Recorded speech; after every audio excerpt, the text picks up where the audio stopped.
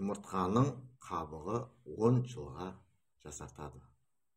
Жұмыртқаның қабығын қоқыс шелегіне ешқашанда тастамаңыз. Әрбір әйел 30 жастан кейін өзіне күтім жасауды бастамаса, жас ерекшелігіне қарай теріде босап, салбырай бастайды.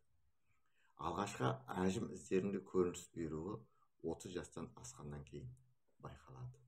Бұл кезде бет терісіндегі эластик коллагенді жоғалта бастайды.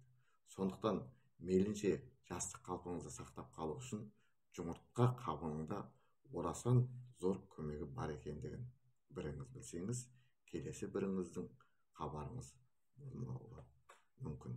Ендеше ас үйде жиі пайдаланылатын азықтың бірі жұмыртқа екендігі белгілі болса, оның қабығына дейін пайдаға асыруға кірісейік. Жұмыртқа қабығының қандай пайдасы бар екенін білгіңіз келсе, осы видеоны аяғына дейін көріңіз. Ұнаса да, ұнамаса да тіркеліңіз, лайк басыңыз, коммент жазыңыз. Осылай жасау арқылы біріншіден қазақ тілді контенттің дамуына үлес қосасыз, екіншіден ана тіліміз қазақ тілінде дамуына азғантай да болса септігіңіз тиеді. Жұмыртқа қабығын ешқашанда қоқысқа тастамаңыз. Салатқа немесе қамыр илегенде, кейде тамаққа жұмыртқаны қосқаннан кейін қабығын қоқыс шелегіне тастамай кәдеге жарата біліңіз.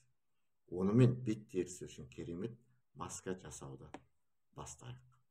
Ол үшін жұмыртқаны тазалап жуып алыңыз. Егерде сенімсіз болсаңыз, бүкіл микробтардан тазартып алу үшін сірке суымен де жусаңыз болады.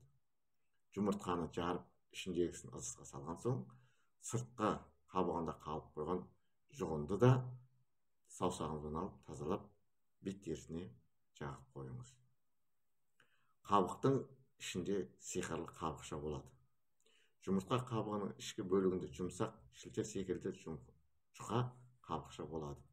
Сол қабықшаны еппен бөліп алып, абайлап қатты қабықтан ажыратып алыңыз. Бұл пленка көз айналасындағы әжімдерге қарсы тұра алатын керемет құрал.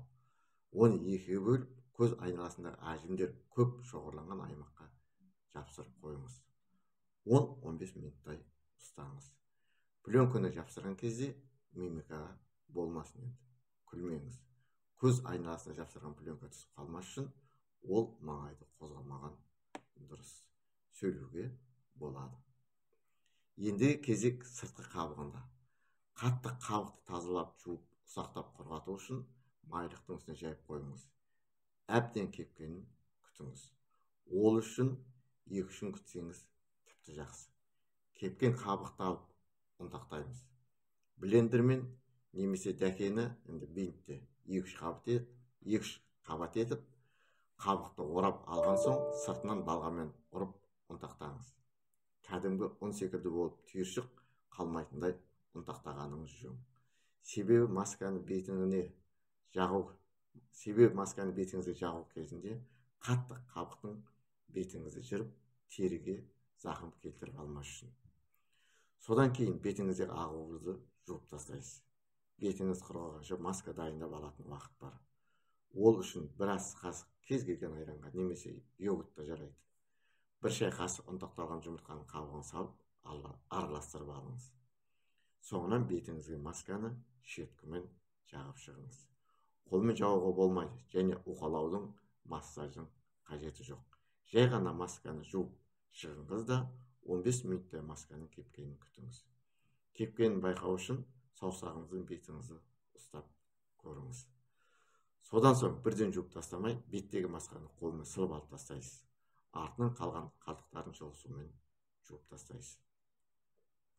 Егер бетіңіздің терісі майлы болса, ештеңе жағудың қажеті жоқ. Ал құрғақ тері болса, маскадан соң міндетті түрде нәрлендіргіш кремді жағып қойыңыз. Бетіңіз сергіп, жаңарып қалғанын байқайсыз. Бұл масканы құрғақ тері үшін аптасына 2 рет, тіпті 3 рет жасауға болады. Майлы тері үшін аптасына 1 рет осы масканы жағып тұрсаңыз жеткілікті. 4 аптадан соң теріңіздің жасарып, әжімдердің тартылып, әдемі теріге ие болғаныңызды сезесіз. Қолдағы бармен аш үйде жиі қолданатын, бірақ біз көбінесе қажетсіз деп санайтын жұмыртқаның қабығымен ақ керемет нәтижеге жетуге болады. Жасап көріңіз, өзіңіз де таңғаласыз. Құрметті ағайын, сіздерге пайдалы нәрсе бердік деп ойлаймыз. Мына видео ұнаса да, ұнамаса да тіркеліңіз, лайк басыңыз, коммент жазыңыз. Жақын жуық дос жараныңызбен бөлісіңіз. Қоңыраушанды басып қоюды ұмытпаңыз. Бұдан кейін шығатын, бұдан да жақсы, бұдан да мықты, бұдан да күшті видеоларды жіберіп алмас үшін.